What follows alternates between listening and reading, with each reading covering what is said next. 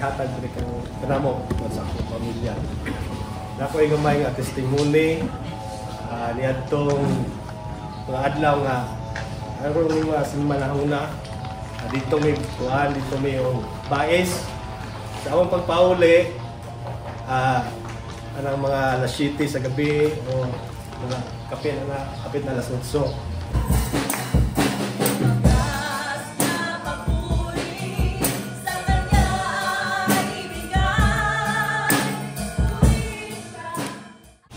Nayusan may so nabalaka po may kay bulungan kayo ang mga vulcanizing so wa mi lay una ako diri tangon ang ligid so pagtangtang sa ligid nakita ko vulcanizing so nay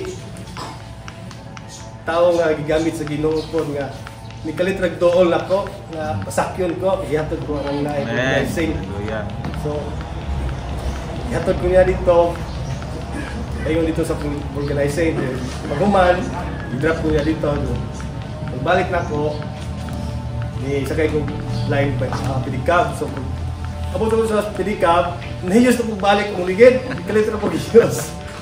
So, sabot ko kabalakan po kuhan nagkagabiin na. So, ako na pong gibalik ang kuhan, na may tao na kung hindoon ako, itungod sa kamaayos Ginoo. Lord. Iyang ihatag niya ng tao mga nikalit mo doon nga. Dali, ihatod ikaw. Iserbisan yung buniya nga nangita nito. Interior, tanan. So, nung nag-alam ko maayos yung kayo Ginoo. Sa kanunay, naubag rin ka na ako. Nabot may diri nga. Nabot mo sa among balay nga, safety call. Salamat, Lord. Lord, kamaayo guys sa tungbuhi nga Dios nga ang importante lang yun maayo o dili kinahanglan kailata sa Ginoo. Dili lang kay sa panahon sa okay ta makailata kung sa panahon mag-uol na ta mamalikat na nunta. Dili. Ako doon ako ko'y testimony mga igsoon. Kani akong testimony ako maingnon nga bisan nara day ka sa kwarto doon ay disgrasya. So sa to pa walay safety ning kalibutana. So sa diyang na mata ko ni adto ko sa CR, ibalik kong sulod sa among kwarto. Nadugmo ko mga igsuon. Wala ko nakaabot sa katri nga nga mo higda. So gatuo ko katong aning griyaha katri na. So ni anak mo so ang akong tuhod dako yung pagkahugno dito sa simento kay higda naman ko so sa ato imong tanan mo nga pagsalig nanas katri nga di simento pa man di ay. So sakit kayo diri na lagom diri kayo lagom di akong tuhod sa aning napalaan kanang kamulat ko na or napalapa sakit kayo ito no dahil kanina ko sakit kayo kay ni ano man ko ni anak man ko. So usa na siya ka pag-remind sa tuwa nga kinahanglan jud atong connection sa Ginoo na ajud ka kanina kay unsa man mahitabo sa tuwa kung katulik na yun na maigo ang imong ulo kag kalit kag kamatay. So, questionable mo kinabuhi kung wala kay connection sa Ginoo. So, sa ito pa, we need to kanang maandam ta sa kanunay. Andam gyud ta sa kanunay, magabi man umaadlaw. Ito ginaana ta sa dalan nga paingon ta sa langit. Sa diha paingon ta sa langit, layo pa man kay wala man ta kabalo sa maabot si Jesus. So, nana ta diyang dalan. So, kani nga dalan pikas sa left, kani nga dalan sa pikas sa right. So, daway na siya dagan-dagan na siya nga mga agianan pod. Kani paingon dito kanang dalan nga kanang duay bato-bato, dunay mga lumag-lumag, dunay mga di lumag anuto kanang lumag-lumag di ay. Nana or kanang lisod nga gala dara nagkagamay nga dunay pagbati nga mahadlok ka, dunay pagbati nga mabalaka ka apan naga-invite nimo ning dalan nga dindot kayo. Dito dunay swimming pool, dito dunay agianan nga nindot kayo nga maka-reels ka, dunay agianan dito nga maka-picture-picture ka diri pod. So maglangan ang imong pagkinabuhi kung mag-entertain ka ana kang imong tumong kanira unta nga dalan straight. So sa atong pagkinabuhi isip tawhanon duna tay daghang pagsulay. Mao na ang makalangan sa atong pag-alagad sa Ginoo. Una, kani nga dalan nga maglaba ka ang mga inahan. Kani nga dalan nga magtrabaho ka. Kani nga dalan nga nakauna-una ka sa imong mga anak. Kani nga dalan naguna-una ka nga maka tabang ka sa imong bana. So kani dalan ni Jesus wala na kay naa naman diri nakapunting na diri kapunting sa to pa puno kag kabalaka sa imong una-una. Apan imong ang Ginoo ayaw kabalaka, salig kinahanglan kabalutan mo trust and obey. So kung atong gidungog karon unsa nga pulong ato padungog karon, importante mga igsoon nga dili ka diha magtulog-tulog. Gabata tinuod ang inyong mga mata pero ang inyong espiritu natulog. So sa ato pa naatadra ng lingkod, ipunting nato ang atong una-una kasing-kasing. Ako wala kay nasabtan, mo kunik ka ni Lord. Lord, pasabtan ko sa tungod ni pasabot ni pastor, ni pastora, siya mga pulong. Kung dili na nato masabtan, mo na nga pagbalik nato sa atong panimalay na kay munta na. Wala mo ko'y nasabtan sa wagi, eh di akong simba sunod domingo. Mo na dili na punta magkita. Or else wala nato giatagan og dako nga kabug-aton ang atong pag-ari dire, mawala nato na sinati ang pagkamaayo sa Ginoo. Kay kung masinati nato ang pagkamaayo sa Ginoo, gugma sa Ginoo, kanunay kang mangita sa Ginoo. Kung nasinati nimo tinuray nga gugma sa imong bana, kanunay nimo bulong imong bana. Di ba? Imong asawa mo na dili ka gusto mo bulag niya. Ayaw biya ko giniling biya mahal. Ayaw biya ko biya ibib. How about si Lord? Siya tag-iya sa imong kinabuhi.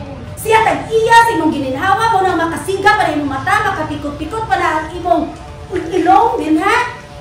Siya tag-iya, walay laing na nag-iya. So ang imong pag-ari karon ayaw isintro sa usa ka tawo. Apan isintro sa Ginoo nga mo'y tag-iya sa imong kinabuhi. Ang imong pag-ari dili lang kay nilingkod ka, kundi ang imong pag-ari sintro gid, focus gid ka sa Ginoo. Na kining pulong sa Ginoo masalod nimo sama sa sandayong sa imong panimalay nga kumuulan ang tanang tubig masalod nimo aron mapuno ka ug dili ka mahimong dry, dili ka magmalas imong pag-ila sa Ginoo. To God be the glory at i-welcome ang pulong sa Ginoo.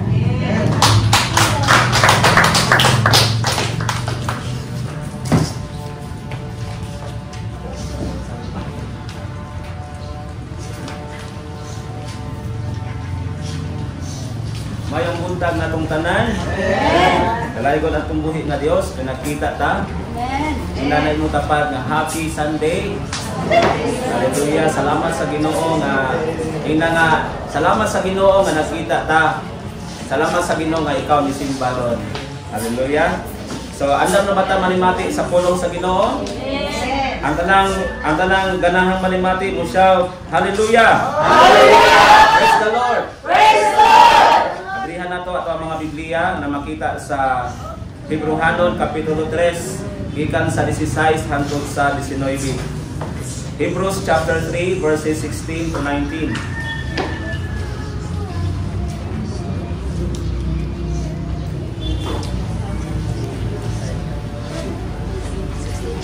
Hebrehanon kapitulo 3 versikulo 16 hangtod sa 19.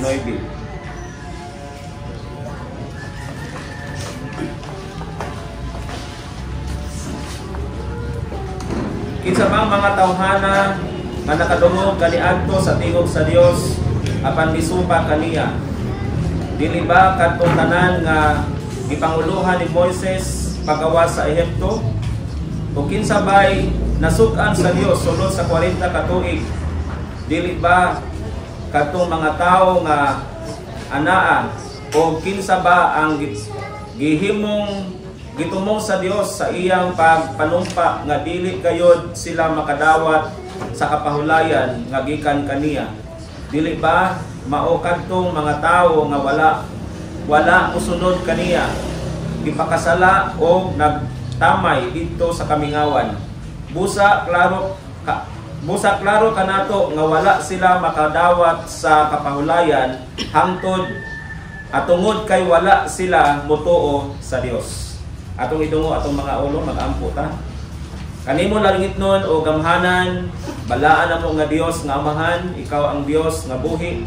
Sukad kaniadto karon ug sa umaabot ikaw ang Dios wala nagpakitag landong sa pagkausab. Ginoo, among gihatag ang among pinaka the best diha kanimo. Nasayod mi Lord God nga bisan among ihatag ang among lawas kalag espiritu diha kanimo pinupinuhon ang ang lawas dili pa kini igo Ginoo nga makabayad kanimo. Bisan sa hangin nga amo ang giginhawa karon, labas nga hangin nga gikan kanimo, nagpamatuod nga ikaw ang Dios ang tag-iya niini. Busa nining orasa among gihalad ang among lawas kalag espiritu diha kanimo, pinaagis pagpaminaw sa imong mga pulong. Og among gihangyo ang imong balang espiritu nga magtudlo kanamo karon aron ang pagduha-duha Ginoo, ang dili pagkamatinud-anon o Dios walay luna sa amo ang mga kasing-kasing. Kay matinud-anon ka Ginoo na sa tanan o gikalikot-gutan nimo Ginoo ang tanang mga katawhan nga dili mo sanong sa imong ebanghelyo, nga di mo sanong sa imong pagsugo, pagtudlo kanamo tanan Lord, kay ang purpose Ginoo nga imo ming gihatagan o gininhawa, imo ming giomol sama sa imong dagway aron kami maghatag diha kanimong pagpasidungog, pagpasalamat tungod sa kaluwasan nga imong gihatag kanamo. Kun kami sa langit nun Ginoo Dios nga kaalam karon aron nga masabtan namo Ginoo ang imong mga pulong, kay dili kami mabuhi Ginoo Dios ning kalibutan na Ginoo kung wala ang imong tabang. Tanan dungog ug himaya among gihatag diha kanimo, diha lamang sa buhi ngalan sa Amahan, sa Anak ug sa Espiritu Santo. In Jesus name, amen. Manglingkod ta uban ang presensya sa atong buhi nga Dios. Ato ang nabasa mga igsuon ang sulat sa Hebrehanon kapitulo 3 gikan sa 16 hangtod sa 19. Ato kining giuluhan mga igsuon, the challenge of unbelief. Magisgot ta gani challenge mga igsuon, usa kini siya kapag dasig pagsukod sa atong pagtuo kung ang atong gituhuan insakto ba, kung ang ato ang gihigugma maayo ba, o ang ato ang giusuyan nga dalan insakto na ba gyud. Then sa dili pa ta moadto mga igsuon sa main topic sa pagbahin-bahin niini, ato sang ila-ilahon pag-ayo kung unsa ni siyang gitawag og unbelief. Kining unbelief mga igsuon, lahi ni siya sa pinulungan nga doubt. Kay ang doubt mga igsuon 50-50 man, 50% mutuo ka, 50% di po ka mutuo, no? And that is unbelief, right? So ang doubt mga igsuon may puruhan pang malangit. Inanay mo tapat, ang doubt may puruhan pang malangit. Ha? Ang doubt may puruhan pa pong maimperno. Di ba? Tunga-tunga gigayt ka nga. Ano si Elias gidala karon sa hospital, nya gisakay ambulansya 50-50. Di ba? So 50-50 gani napasabot na 50% nga mabuhi, 50% pod mamatay. So nadunggan nimo nga awa na gyud siya kaabot sa hospital bay. Patay na gyud siya, dead on arrival. So meaning patay na gyud siya. So mga igsoon sa kinabuhi karon pwede tag 50-50. Okay pa, pero unbelief na gani wa nagyoy unsa man resolba. Pero kita tanan karon mga igsoon kining pulong sa Dios karon pahimangno lamang tungod kay I do believe nga ikaw walay unbelief.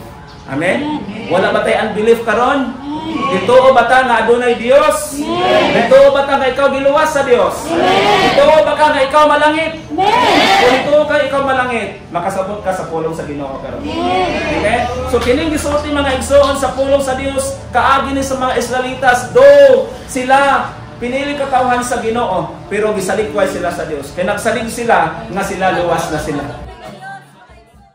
Subscribe Born to Praise TV channel.